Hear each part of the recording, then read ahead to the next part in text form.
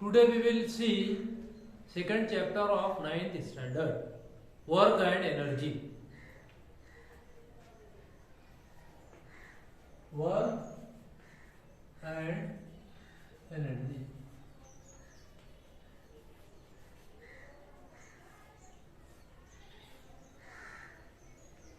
काम और तवानाई।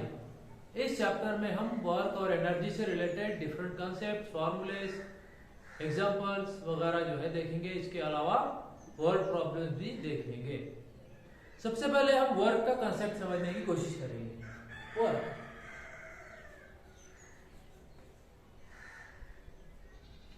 इन our daily life all the activities, namely physical activities and mental activities, all the activities, physical as well as mental, they are considered as work. जितने हमारे जिस्मानी काम हैं और जितने हमारे ब्रेन के काम हैं, सबको हम काम समझते हैं डेली लाइफ में, है ना। फॉर एग्जाम्पल, कोई लड़का साइकिल चला रहा है, काम हुआ। कोई कूली लगेज लेकर जा रहा है तो कहता है कि काम हुआ या काम किया। कोई लड़की रीडिंग कर रही है तो कहती है कि मैंने काम किया। कोई शॉपकीपर दुकान में बैठा हुआ है, वो कहता है कि मैंने काम किया। कंप्यूटर ऑपरेटर वो कहता है कि मैंने काम किया। But in science the concept of work is different. Science में वर्क का कंसेप्ट डिफरेंट है। अभी मैंने जो एग्जांपल दिया उसमें कुछ काम है और कुछ काम नहीं है। मैंने जो अभी 5 एग्जांपल दिया तो उसमें से कुछ ही काम है। फॉर एग्जांपल, एक coolie he is carrying luggage, he is carrying luggage लेकर जा रहा तो वो काम है। And suppose a boy is cycle चला रहा है तो वो काम है। But a girl who is reading or writing is not considered as work. Similarly, the shopkeeper who is sitting in his shop is not included in work as far as physical concept of work is concerned. And the computer operator who is operating computer is not considered as work in physics. तो क्यों होगा ऐसा? अभी मैंने जो example दिया शुरू में वो काम है, साइकिल चलाना, लगेज लेकर जाना। लेकिन पढ़ना, लिखना, कंप्यूटर पर काम करना और दुकान पर बैठना ये काम नहीं है। तो क्या डिफरेंस हो सकता है, आप बता सकते? क्योंकि अभी मैंने जो एग्जांपल दिए उसमें साइकिल चलाना और लगेज लेकर जाना, इसको फोर्स तो लगता ही है, उसके साथ साथ क्या हो रहा है, डिस्प्लेसमेंट हो रहा है। लेकिन जो बाद में एग्जांपल दिया, रीडिंग, राइटिंग, शॉपकीपर बैठ रहा है, सिटिंग, है ना, और कंप्यूटर ऑपरेट कर रहा है कंप्यूटर, इसमें हटाओ, डिस्प्लेसमेंट नहीं हो रहा है। तो ये काम नहीं है फिजिक्स में। तो फिर वर्क का डिफिनेशन क्या होगा? Work displacement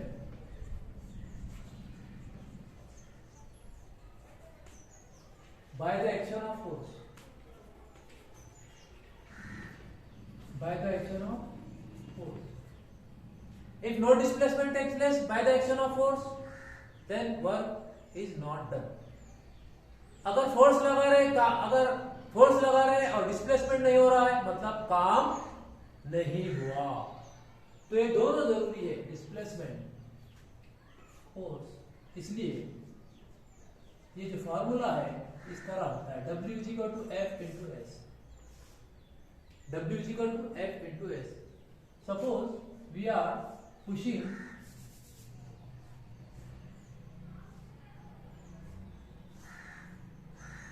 a wooden block, we are applying force, हम फोर्स लगा रहे हैं।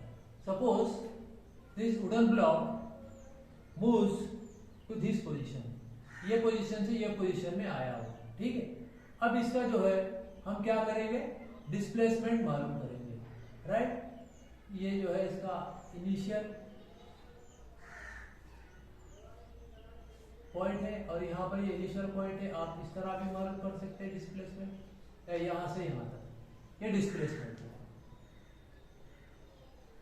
और यहाँ पर देखिए आप कि direction of force and direction of displacement is same. Force की डायरेक्शन और डिस्प्लेसमेंट की डायरेक्शन दोनों भी सेम है, राइट। तो काम होगा, काम कहेंगे हम उसको फिजिक्स में, और उसका फार्मूला क्या होगा, W is equal to F into S. क्योंकि अगर फोर्स बढ़ाए हम तो काम बढ़ेगा, क्योंकि डिस्प्लेसमेंट ज्यादा होगा, राइट। कोई भी काम करने के लिए फोर्स जरूरी है, जो फोर्स लगाए काम बढ़ेगा। डिस्प्लेसमेंट होगा, अगर डिस्प्लेसमेंट ज्यादा होगा तो भी काम ज्यादा होगा। तो दोनों के मल्टीप्लीकेशन के डायरेक्ट प्रोपोर्शन में होता है, right. W is equal to F into S, यह है फॉर्मूला। अब इसका जो यूनिट है यह हम यूनिट बाद में देखेंगे, राइट। अभी अब और दूसरे जो है इससे रिलेटेड कुछ चीजें उस पर हम डिस्कस करेंगे। Suppose we are pushing a toy or this wooden block along the surface of earth, along the surface of land। जमीन पर से हम उसको घस रहे हैं, फोर्स लगा रहे हैं और उस सरफेस पर से वो घिसता हुआ आगे जा रहा है। तो which forces have been overcoming using that energy।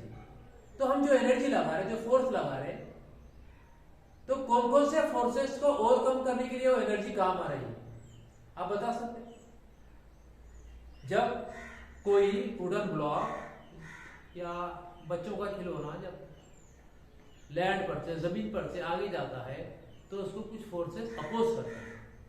कौन कौन से, ग्रेविटेशनल फोर्स है और दूसरा फ्रिक्शनल फोर्स है ना। ये दो फोर्सेस तो ओवरकम करने के लिए वो एनर्जी यूज होगी, तभी वो आगे जाएगा, उसमें डिस्प्लेसमेंट होगा। ये एक पॉइंट आप याद रखिए। अब हम जो है वर्क का और एक फॉर्मूला देखेंगे, ठीक है।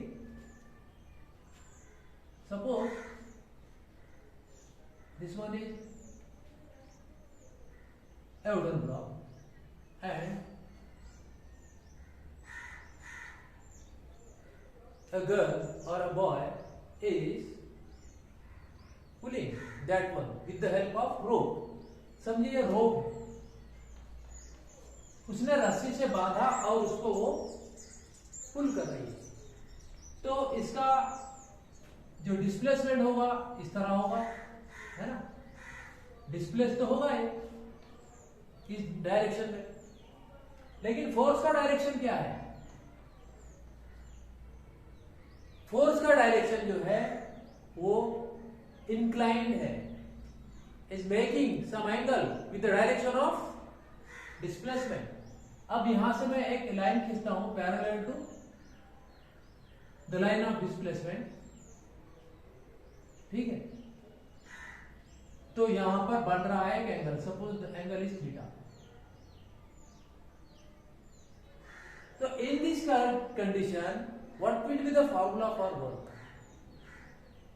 तो वर्क का फार्मूला क्या होगा, तो इसके लिए हमको क्या करना पड़ेगा, we have to convert this direction of force in the direction of displacement. ये जो फोर्स की डायरेक्शन है हमको इसको कन्वर्ट करना पड़ेगा किसमें, डिस्प्लेसमेंट के डायरेक्शन में कन्वर्ट करना पड़ेगा। तो suppose F1 be its component in the direction of displacement। फर्ज कीजिए ये F1 ये फोर्स का जो कंपोनेंट है हमने उसको कन्वर्ट किए इन the direction of displacement, displacement के डायरेक्शन में। अभी एक मैं वर्टिकल लाइन भी जो है खींच देता हूं, राइट। तो I will get A triangle, मुझे एक ट्राइंगल में। ठीक है, अब मैं क्या करूंगा यहां पर इन दिस फिगर, मैं cos थीटा का रेशियो लिखूंगा, cos थीटा का रेशियो। ट्रिग्नोमेट्री में हम sin cos tan cosec sec cot ये रेशियो पढ़ते हैं, उनका डेफिनेशन मालूम होना जरूरी है। तो cos theta is equal two adjacent side upon hypotenuse. अब इसका एडजेसेंट साइड कौन होगा, ये होगा F1, adjacent side upon hypotenuse, adjacent side क्या होगा F1 और hypotenuse F।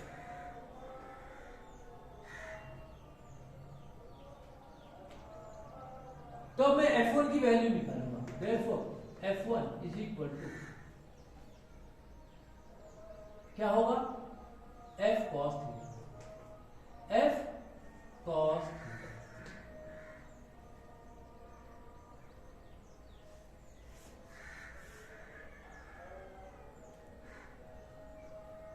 Here W is equal to F1 into S।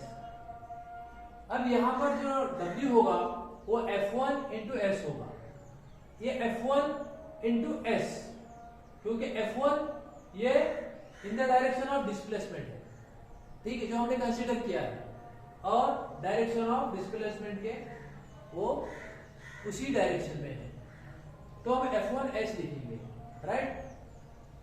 Therefore W is equal to, अब यहां पर F1 की मैं वैल्यू लिख देता हूं, F cos theta, F cos theta, और ये S का S फ्रॉम 1, तो W is equal to F cos theta S, ये फॉर्मूला होगा। अगर फोर्स का जो डायरेक्शन है वो डिस्प्लेसमेंट के डायरेक्शन के जैसा नहीं है, उसी डायरेक्शन में है जिस डायरेक्शन में डिस्प्लेसमेंट है, बल्कि कोई एंगल बना रहा है, ऐसा हम रोजमर्रा जिंदगी में देखते हैं। फॉर एग्जांपल एक छोटी गाड़ी खराब होगी तो बड़ी गाड़ी क्या करती है, उसको एक जो है कोई रॉड वगैरह से उसको जोड़कर या रस्सी वगैरह से जोड़कर लेकर जाती है। तो इस तरह होता है, फर्ज कीजिए बड़ी गाड़ी है और ये छोटी गाड़ी, ठीक है, इस तरह में बांध देते, ये डिस्प्लेसमेंट तो आगे की जानिब होगा, लेकिन जो फोर्स की डायरेक्शन ये होगी, ठीक है, ये फोर्स की डायरेक्शन ये होगी।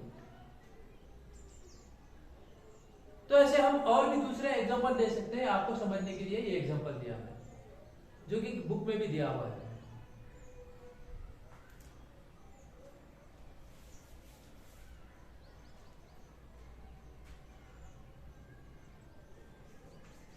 यहां पर लिख देता हूं मैं कि direction of force is inclined to the direction of displacement।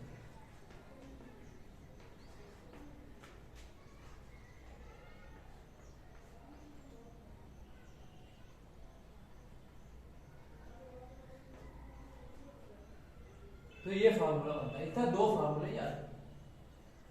पहला formula W is equal to F to S, अगर फोर्स की डायरेक्शन डिस्प्लेसमेंट की डायरेक्शन सेम है, और दूसरा formula W is equal to F cos theta S, अगर force की direction inclined है making some angle with the direction of displacement.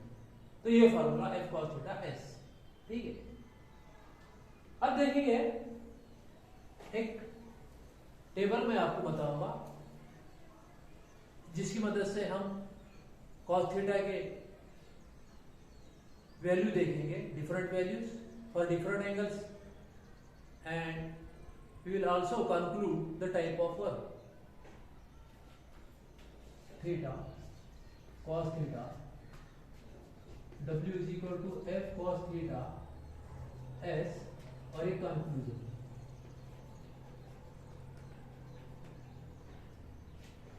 अगर थीटा जीरो है, थीटा जीरो है मतलब ये पहले वाला, यहां पर कोई एंगल नहीं बन रहा है, फोर्स का डायरेक्शन डिस्प्लेसमेंट डायरेक्शन सेम है।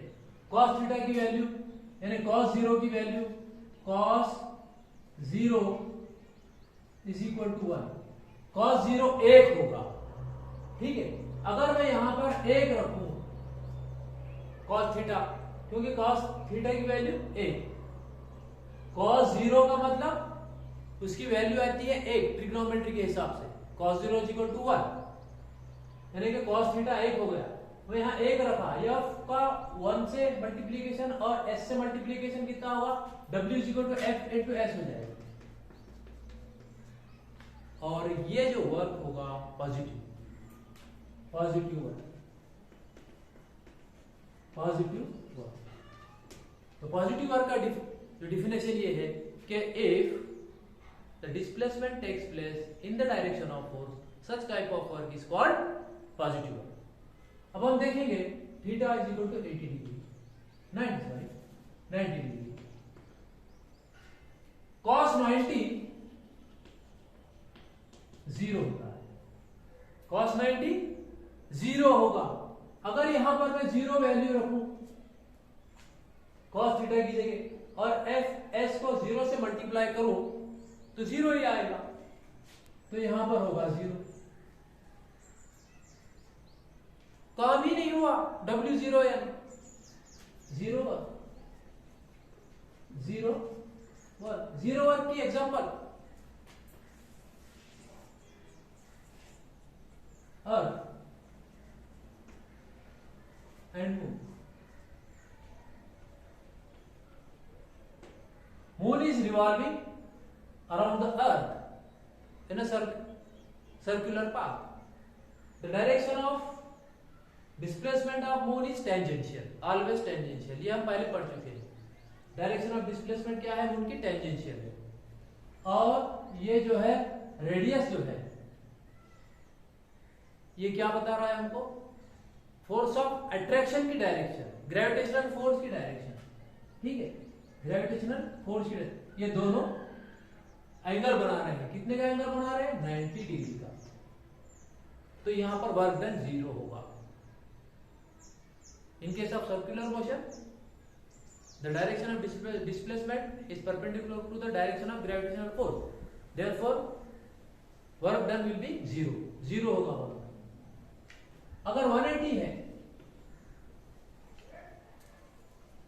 cos 180 is equal to -1 आता है।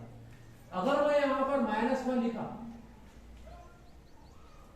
cos थीटा की जगह मैं -1 लिखा, जब थीटा 180 हो तो cos थीटा cos 180 -1 या -1 लिखा, f और s को -1 से मल्टीप्लाई करा तो ये हो जाएगा w is equal to -f into s। 180 के ऐसा, ये 180 है, ये 180 डिग्री, तो ये नेगेटिव आया w, इसका मतलब नेगेटिव है, नेगेटिव वर्क।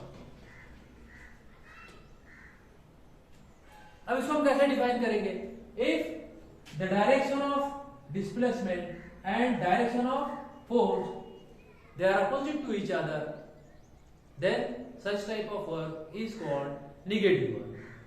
नेगेटिव वर्क में डिस्प्लेसमेंट डायरेक्शन और फोर्स की डायरेक्शन अपोजिट होते हैं, 180 डिग्री का एंगल बनता है, और ट्रिग्नोमेट्री के हिसाब से cos 180 -1 फॉर्मूले में रखे, माइनस आता है, नेगेटिव वर्क होगा।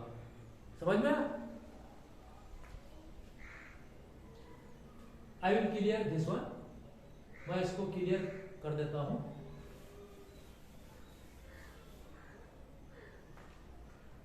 अब हम देखेंगे यूनिट।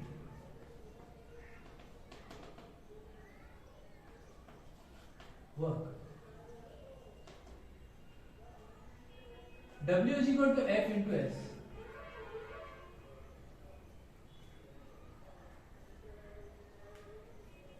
फोर्स का न्यूटन, डिस्प्लेसमेंट का मीटर, न्यूटन मीटर।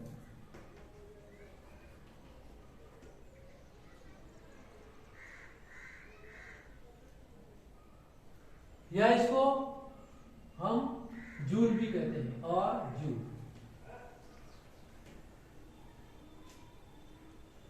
ये होगा एसआई सिस्टम में, एसआई यूनिट। और सीजीएस यूनिट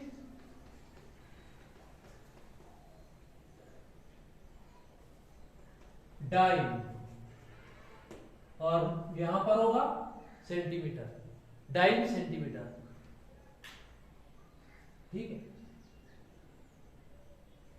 ये होगा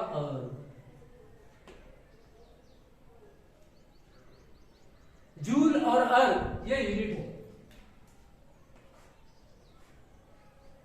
वर्क। जूल यानी न्यूटन मीटर, 1 न्यूटन और 1 मीटर। अगर 1 न्यूटन फोर्स है और 1 मीटर डिस्प्लेसमेंट हो रहा है तो वर्क होगा 1 जूल। अगर 1 डाइन फोर्स है, 1 सेंटीमीटर डिस्प्लेसमेंट हो रहा है तो वर्क होगा 1 अर्ग। Is it? अब हम जूल और अर्ग में देखेंगे रिलेशन, ठीक है। 1 जूल इज इक्वल टू, अभी मैंने लिखा 1 joule is equal to newton metre, newton metre.